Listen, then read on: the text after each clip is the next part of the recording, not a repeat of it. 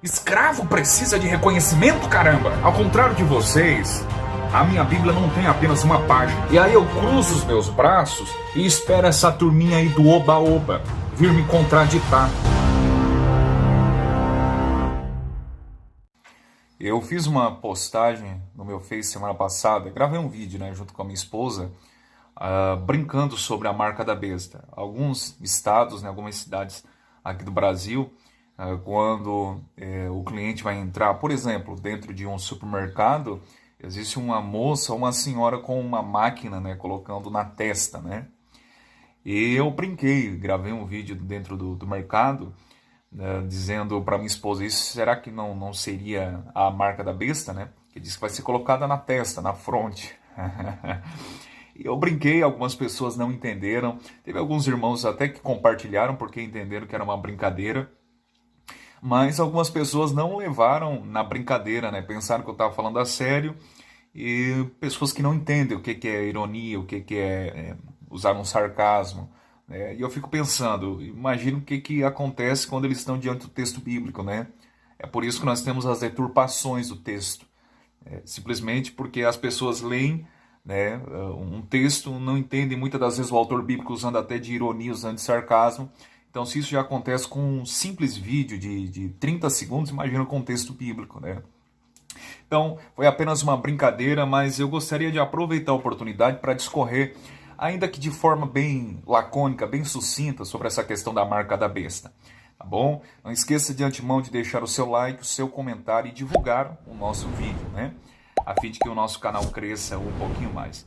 Meus irmãos, de antemão, deixa eu destacar um negócio aqui. A minha escatologia não tem relação nenhuma com a escatologia moderna, tão promulgada, tão difundida na atualidade, Especialmente aqui no Brasil, Onde a grande maioria esmagadora dos evangélicos, e pastores teólogos adotam o que é chamado dentro da teologia de o pré-milenismo dispensacionalista, tá bom? A minha escatologia tem nada a ver com isso, tá? A minha escatologia é uma escatologia que não é popular, não é comum e não é aceita, ok?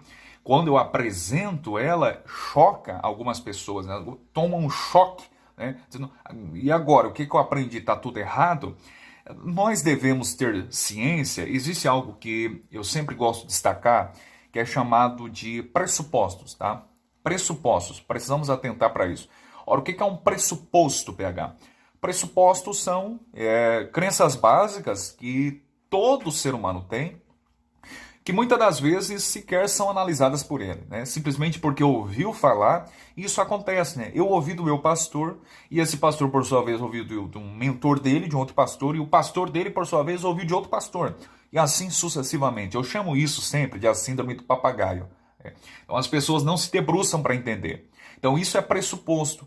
Crenças básicas que todo ser humano tem, mas muitas das vezes não são percebidas pelo leitor bíblico, pelo estudante. Nunca fizeram uma análise séria, simplesmente ouviu falar, então passa a reproduzir. Então, é natural ir ao texto bíblico com esses pressupostos. Por exemplo, a marca da besta vai ser um chip.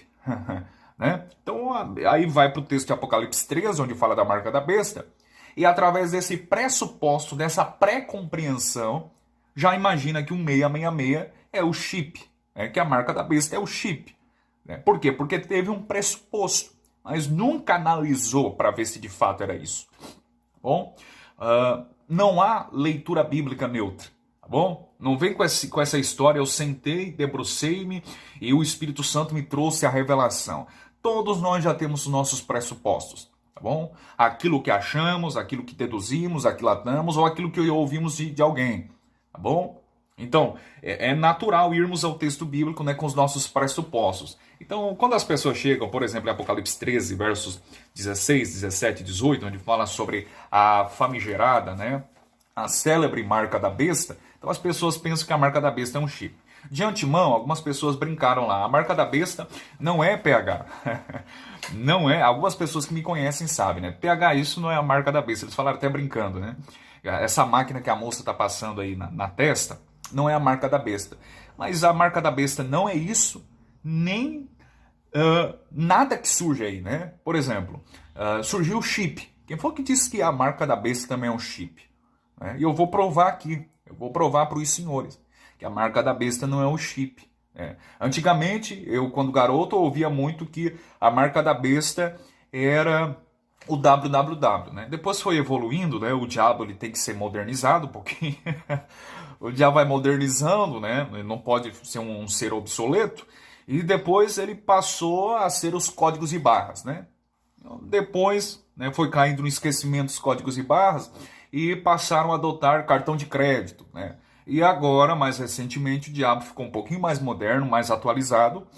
E agora é o chip, né? Olha, o chip é a marca da besta.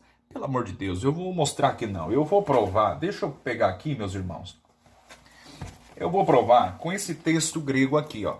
Vocês sabem, o Novo Testamento, ele não foi escrito em português, né? Algumas pessoas já estão carecas de saber. O Novo Testamento foi escrito em sua língua original, ou seja, o grego koiné, tá bom? Então, nós temos que analisar o texto bíblico do Novo Testamento à luz do grego, que é o idioma original que o Novo Testamento foi escrito, não à luz da língua portuguesa, tá bom? Então, eu vou provar para vocês, com o texto grego em mãos, que a marca da besta não é o chip, tá bom? E não é nada do que hoje possa aparecer aí, tá bom? E eu vou mostrar que isso já teve um cumprimento em séculos, em tempos anteriores ao nosso, tá bom? E eu vou mostrar com o texto grego, porque nada melhor do que ir exatamente ao texto original, né? E eu vou conferir aqui juntamente com os senhores, tá bom? Em Apocalipse 13, versos 16, o verso de número 15 fala sobre a besta, né? E lá no finzinho do verso 15, diz que todos os que não adorassem a imagem da besta seriam mortos. O que seria essa besta, PH? Eu sou um defensor de que a besta foi o imperador romano Nero César, tá bom? O Nero César, que reinou ali entre 49 a 58 depois de Cristo, né? E Nero César, não o imperador romano como, né, atribuído geralmente, foi o imperador romano Domiciano quem julgou João na ilha de Patmos, o apóstolo. Eu defendo que não, né? Eu sou da opinião que quem julgou João na ilha de Patmos não foi Domiciano, mas ele foi posto exatamente por Nero César. Ah, mas há evidências de que foi Domiciano. Bom, mas há evidências também que foi Nero César. Inclusive, uma das versões mais antigas, lá por volta do século II, chamada versão siríaca, também conhecida como Peshita, ela atribui, né, no livro do Apocalipse, ela atribui que foi o apóstolo João foi lançado na ilha de Patmos exatamente por Nero César, não por Domiciano. Outros pensadores da igreja, como por exemplo Epifânio, o patrício Tertuliano de Cartago, também afirmou que foi Nero César quem lançou João na ilha de Patmos, e não Domiciano. Então eu defendo que essa besta aqui foi o imperador depravado, demoníaco, diabólico, asqueroso, repugnante Nero César.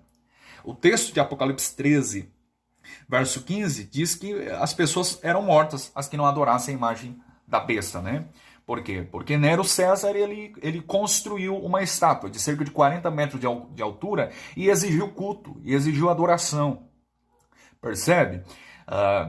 De modo que foram encontradas em descobertas arqueológicas inscrições tratando sobre Nero César, como ele sendo o todo-poderoso Deus, como sendo Salvador. Em descobertas arqueológicas foram encontradas placas indicando isso, né? Então Nero exigia culto. É por isso que o apóstolo Paulo, na segunda carta aos Tessalonicenses, deixa eu conferir aqui rapidamente, meus irmãos. O apóstolo Paulo, na segunda carta aos Tessalonicenses, capítulo 2, quando fala sobre o homem da iniquidade, ele diz no verso de número 4, né, sobre o filho da perdição, o homem do pecado, e que se levante e se opõe a tudo que se chama Deus. Ou se adora a Deus, de sorte que se assentará como Deus no templo de Deus, querendo parecer Deus.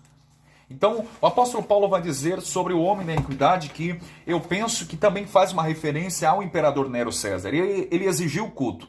De modo que havia entre os cristãos uma pergunta, entre os cristãos do primeiro século, né? César é teu senhor? E perguntavam se César era senhor dos crentes. E se os crentes dissessem que não, eles eram mortos. Então os cristãos respondiam: César não é meu senhor. Jesus ho Kyrios, ou seja, Jesus é o meu senhor. Então os crentes eram postos à prova, eram entregues por amigos, por parentes, por pais, por irmãos, por não negarem a Jesus e por afirmarem que César não era o senhor.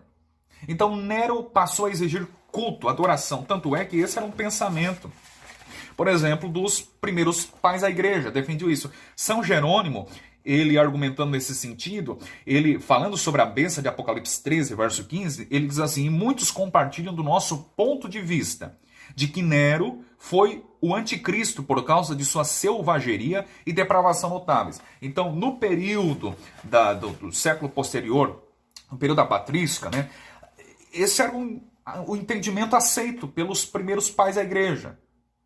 São Jerônimo, né, Irineu de Lyon, Vitorino e outros defendiam que a besta era de fato Nero César.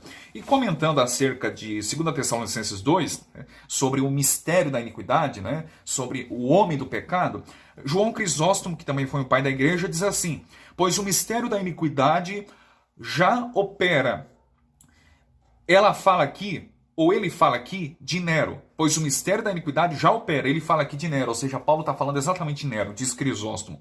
Santo Agostinho também, que foi um pensador da igreja por volta dos séculos IV e V depois de Cristo, ele diz: o que significa a declaração que diz que o mistério da iniquidade já opera? Ele, ou seja, Paulo, né, sempre esperou que suas palavras fossem entendidas como se aplicassem a Nero.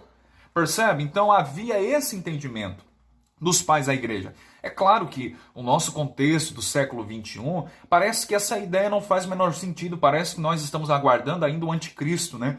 Enquanto que a nossa esperança não seria aguardar o anticristo, mas seria esperar e aguardar o governo do Cristo. Então é muito estranho quando os crentes enfatizam muito o anticristo. O anticristo, meu Deus do céu, e Cristo nessa história, né? É muito estranha essa escatologia. Então, parece, as pessoas tendem a pensar que haverá um líder político mundial, né, que governará o mundo, é porque nós estamos num contexto totalmente diferente. Agora, no contexto do século I, a realidade era outra.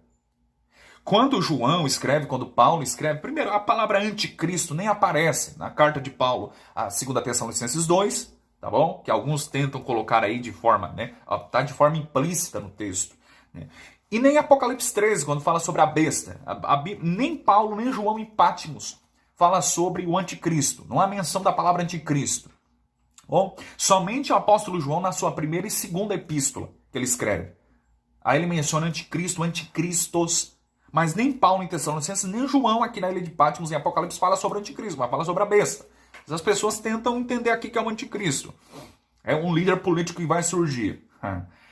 Mas percebe que naquele contexto do século I, se nós estivéssemos vivendo naquele tempo e ouvíssemos Paulo falando sobre o homem da iniquidade, ouvíssemos o apóstolo João falando, nós entenderíamos que essas palavras, essas profecias não se cumpririam 2000 anos depois. O homem da iniquidade, a besta, que marca da besta, vai se cumprir lá no século XXI. Lá em 2020 vai aparecer um chip. Não, os cristãos entenderam exatamente, né, que era aquele contexto que eles estavam inseridos.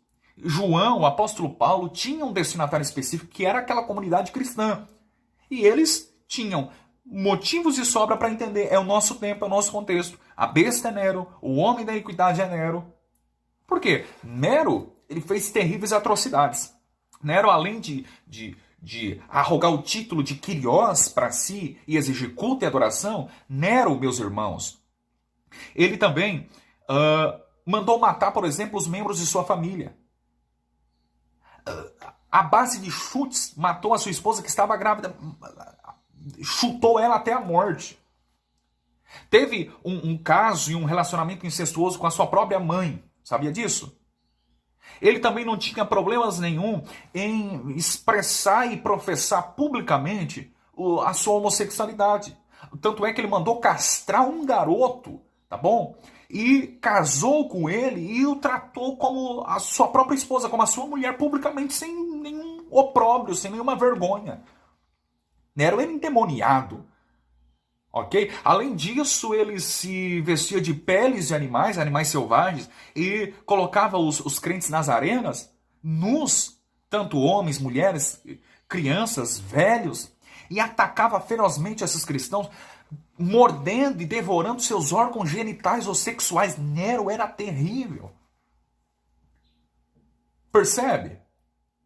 Então, Nero despertava um ódio tão grande dos cristãos que eles não tinham nenhum motivo soberjo para pensar, olha, a besta, o homem da iniquidade é outro. Não, eles sabiam, é Nero.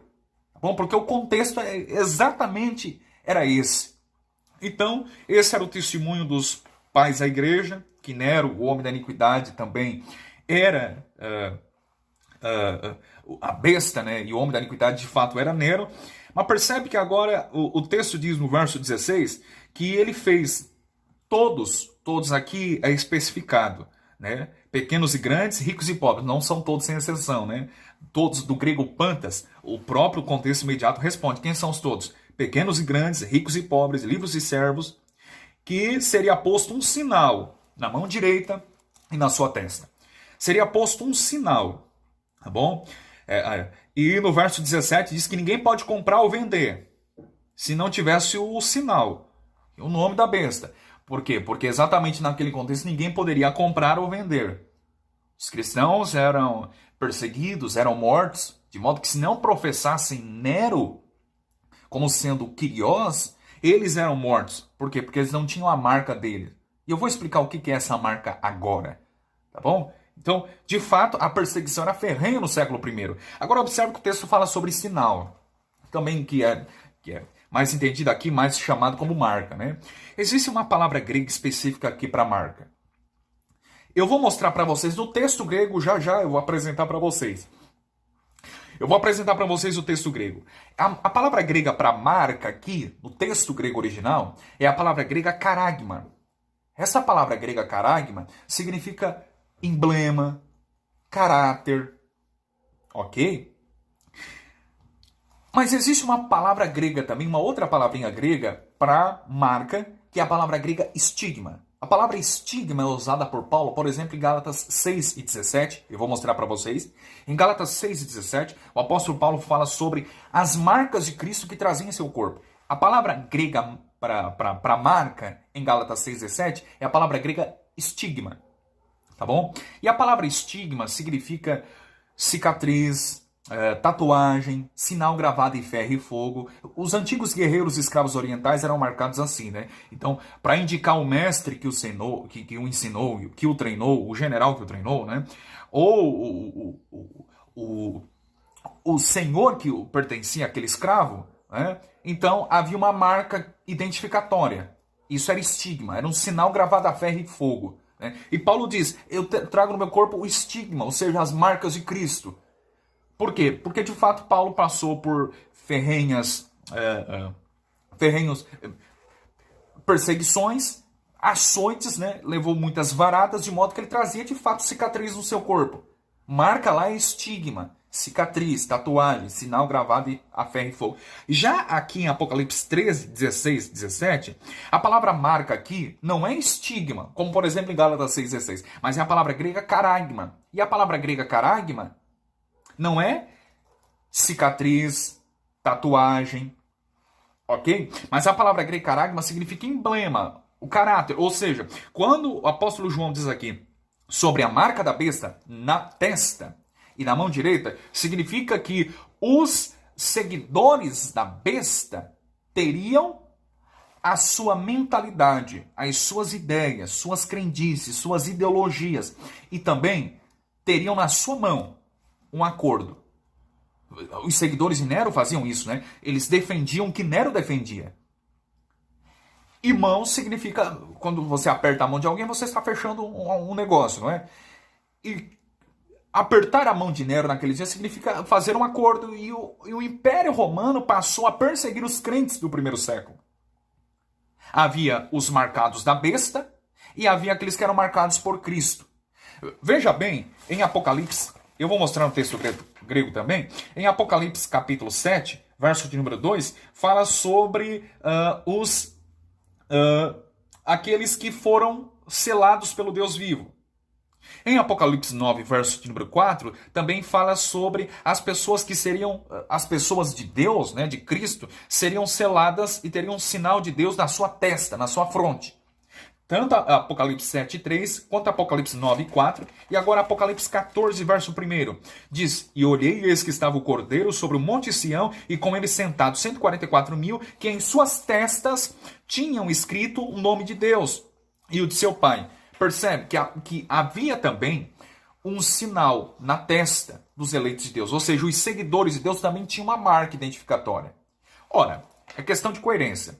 Se a marca da besta é uma marca literal, então será que os eleitos de Deus, os salvos, também tinham uma marca, ou tem ainda, né? Uma marca literal na sua testa? Deus vai tatuar uma marca literal na fronte? Percebe? Se a marca da besta tem que ser literal, a marca de Deus em seus eleitos na testa, conforme mostra Apocalipse 7, 2, Apocalipse 9, verso de número 4, Apocalipse 14, verso 1, a marca de Deus também tem que ser literal. Agora, você pode dizer, não, a marca de Deus não é literal, é simbólica ali, né? Deus não vai tatuar ninguém na testa. Então, se a marca de Deus não é literal, ou seja, é um simbolismo, então a marca da besta, para ser interpretado coerentemente, também tem que ser uma marca simbólica, ou seja, não literal.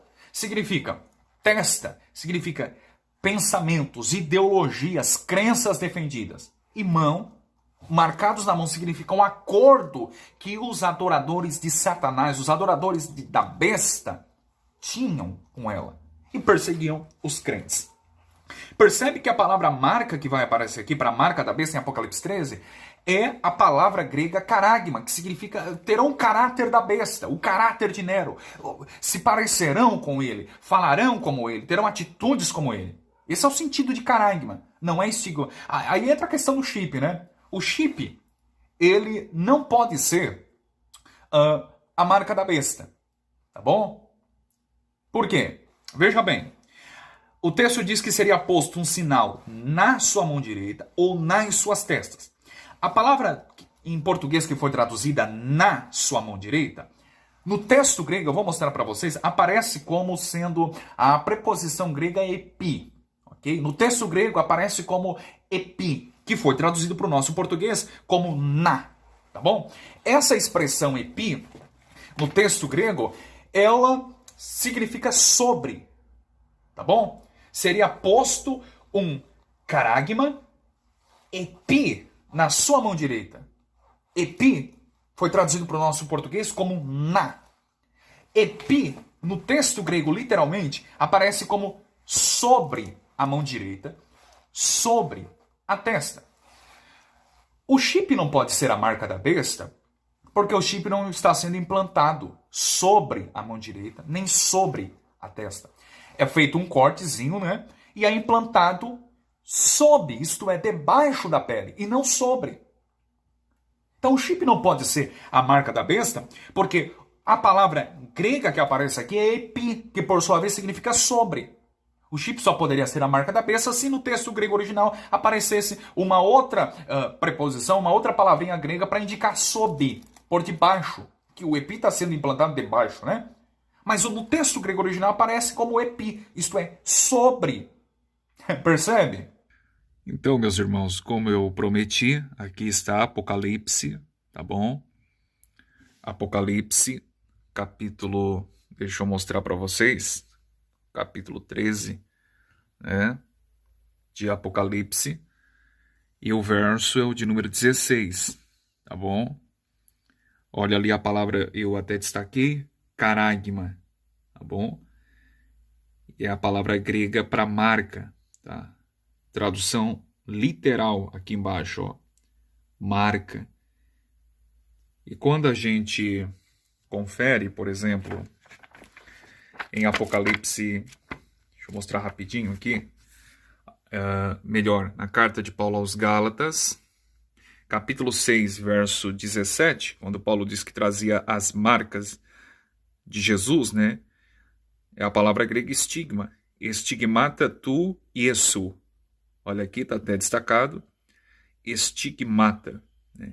E estigma, como eu destaquei no vídeo, significa cicatriz. Mas quando voltamos para Apocalipse 13, a palavra não é estigma, é caragma, que significa apenas um caráter. Né? E olha que interessante, a palavra epi, como eu falei, que foi traduzido para o nosso português como na. No grego, epi. Epi significa literalmente sobre. Né? É interessante atentarmos para isso. Aí você, a forçação de texto é por tua conta, né? Aí, de novo, é como eu falei na parte introdutória, é os seus pressupostos. Aí eu não creio, aí é problema seu se não crê, meu amigo. Porque eu estou aqui com o texto grego, né? E é necessário sempre ter o original em mãos, tá bom? Aí você diz, eu penso assim, eu acho assim, não, mas daí tu vai bater de frente com o texto grego.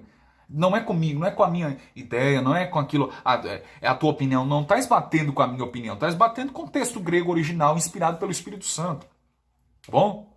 Então, PH, e o chip, o que tu faria com o chip? Meu irmão, eu não teria problema algum em implantar um chip, seja na mão direita ou na testa. Na verdade, eu nem escolheria, coloca na mão direita ou coloca na testa, eu ia dizer, coloca os dois, pronto.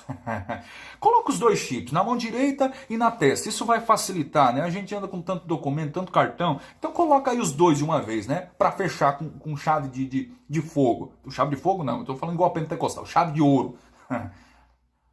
Por quê? Porque eu confio firmemente no texto grego original.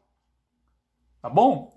E o texto grego original diz que seria posto um sinal do grego caragma, e não estigma, epi, sobre, e não sob, como o chip está sendo implantado. Ok? Além disso, caragma não tem nada a ver com uma marca literal física, mas significa caráter. Se a marca da besta fosse algo físico literal, como um chip, por exemplo, a palavra grega deveria aparecer, como eu mostrei para vocês, a palavra grega estigma, que significa cicatriz. Daí faria o sentido. Se aparecesse a palavra grega aqui em Apocalipse 13, estigma para marca ou sinal, tá bom? Se aparecesse estigma, daí eu diria, meus irmãos, tomem cuidado, porque o chip de fato é a marca da besta. Porque o chip deixa assim, né, uma cicatriz, deixa uma marca. Então, estigma no grego significa cicatriz. Mas a palavra grega aqui para marca é caragma. Não tem nada a ver com cicatriz, chip e assim por diante. Percebe? Eu espero de alguma forma ter ajudado vocês, meus irmãos. Não esqueça de deixar o seu like, tá bom? E antes, eu gostaria de apresentar e indicar para vocês alguns livros rapidinhos aqui, tá bom? Será que Jesus virá em breve? Muito bom. Preterismo parcial. Escatologia vitoriosa, preterismo parcial, a Bíblia ou o futuro, uma escatologia milenista de Anthony Huckman, Os Últimos Dias segundo Jesus de R6 Pro, preterismo parcial também. São 4 livros, eu iria indicar mais alguns, mas devido ao tempo, esses 4 irão lhe ajudar muito, tá bom? Eu espero tê-los ajudado, meus irmãos. Abraço.